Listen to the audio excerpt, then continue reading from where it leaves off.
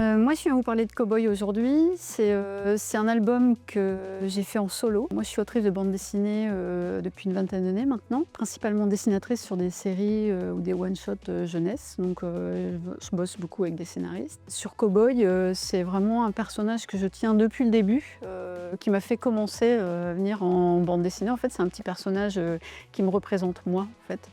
Et à travers lui, c'est les enfants que je cible, la relation parents-enfants aussi, pour ramener un peu les parents à observer leur enfant, à ne pas oublier qu'eux-mêmes ils ont été enfants aussi, et puis qu'ils avaient envie de faire des choses hors contrôle de tout. Ils n'ont pas encore notion des règles. L'apprentissage de la vie, ça se fait dans le cadre parental de l'éducation. Le cow-boy n'est pas un justicier.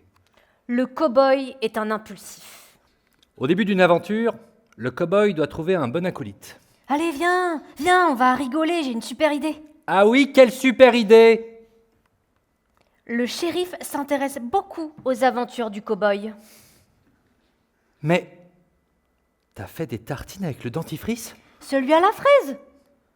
Mais on croque bien pour que toutes les dents soient propres.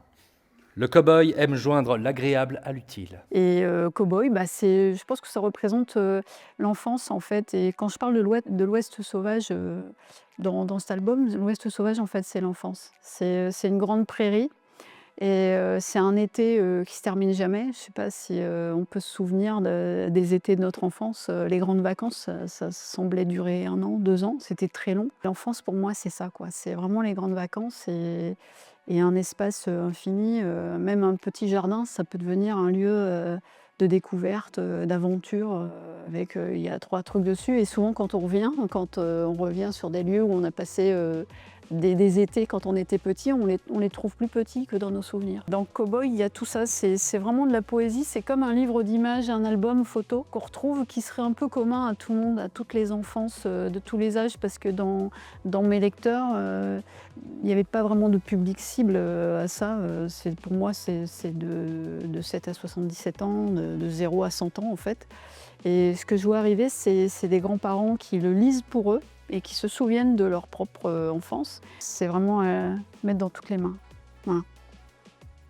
Le shérif, lui, n'aime pas les troupeaux.